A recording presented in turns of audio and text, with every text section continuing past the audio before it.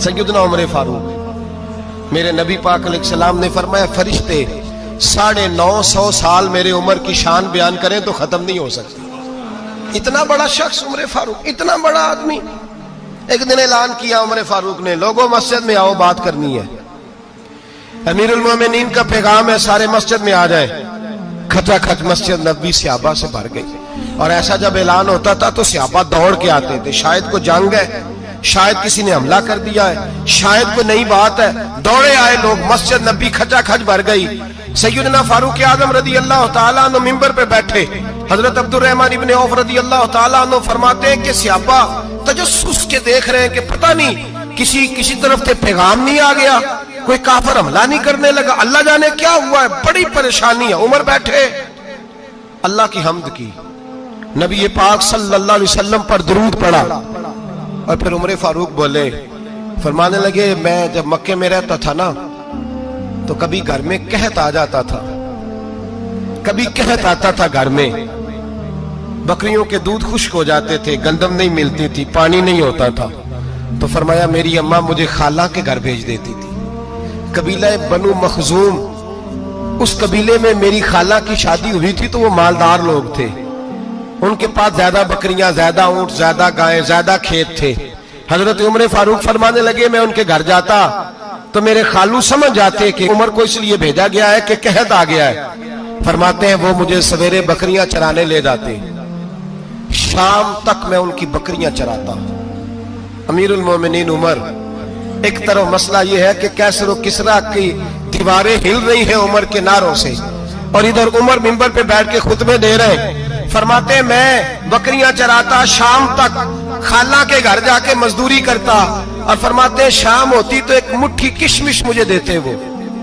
आप फरमाते हैं मैं बड़े कद वाला था, एक मुट्ठी किशमिश मिलती है, कभी एक मुट्ठी खजूरें, मैं शाम को खा के सो जाता। कई महीने यूं ही गुजरते तो मेरी अम्मा का पैगाम आता कि हालात सही हो गए, मेरे बेटे को भेज दो। ये बात कही, हजरत उमर रोने लगे और फिर कहने लगे, अब वो वक्त आया है कि लोग मुझे अमीरुल मोमिनीन उमर कह के पुकारते हैं। बस ये दो बातें की। उमर ने कहा चलो जोहर का वक्त हो गया, अजान पढ़ो, उठो नमाज पढ़े, उठो। अजान हुई, इकामत हुई, जनाबे उमर ने नमाज पढ़ाई, लोग चले गए तो सैयदना अब्दुर्रहमान इब्ने औफ यराना था जनाबे उमर से, बाजू पकड़ के कहने लगे, उमर सियाना बंदा यार तू, ये दो बातें सुनाने के लिए इतना मजमा इकट्ठा किया था, ये दो बातें कहने के लिए कि मैं खाला के घर जाके मजदूरी करता था तो एक मुट्ठी किशमिश मिलती थी, एक मुट्ठी खजूरें, ये कहने के लिए कि मैं बकरियां चराया करता था। तो हजरत उमर फारूक रदी अल्लाह तआला अन्हु फिर रोए, फिर आंखों में आंसू आए। कहने लगे, अब्दुर्रहमान आज ना मिस्र शाम से कुछ लोग आए थे और वो बता रहे थे कि उमर तेरा डंका वहां भी बड़ा बजता है।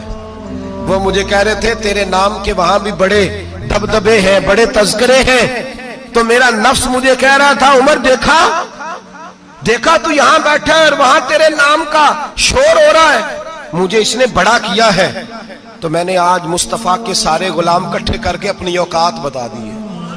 मैंने अपनी औकात बताई है कि मैं कुछ नहीं, कोई शय नहीं, कोई चीज ही नहीं, असी किसी से कुछ नहीं जे लगदे, ना कोई साडा दर्दी। मैंने बताया है कि मैं तो किसी के बकरियां चरा के एक मुट्ठी किशमिश लेके गुजारा किया करता था। गुजारा मुझे मेरे कुछ साथी ना ले गए गुजरांवाला, सर्दियों के मौसम में मुझे कहने लगे स्वेटर पसंद कर ले अपनी मर्जी का।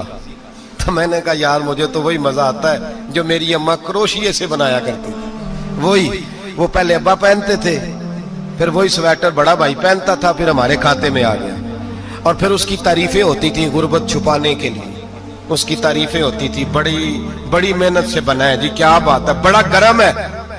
तो अब छोटे भाई को दे दिया जाए। हमने कहा वही जमाना देखा है, वही रंग देखा हुआ है और उस पर फख्र है।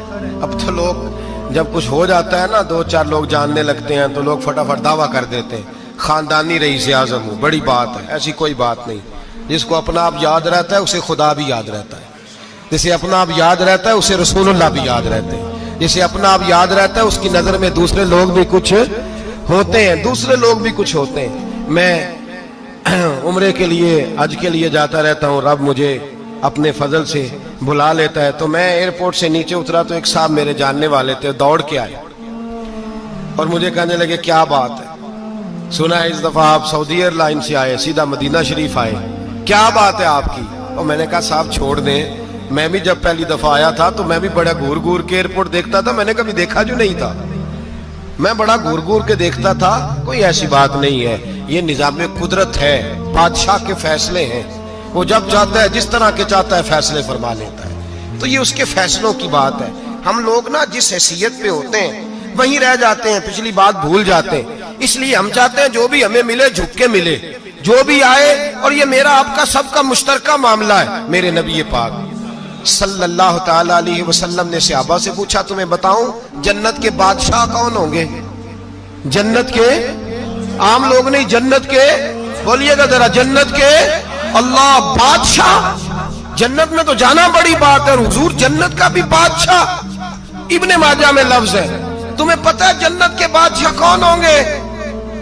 تو میرے مصطفیٰ کریم صلی اللہ تعالی علیہ وسلم کے غلاموں نے کہا حضور ہمیں نہیں پتا.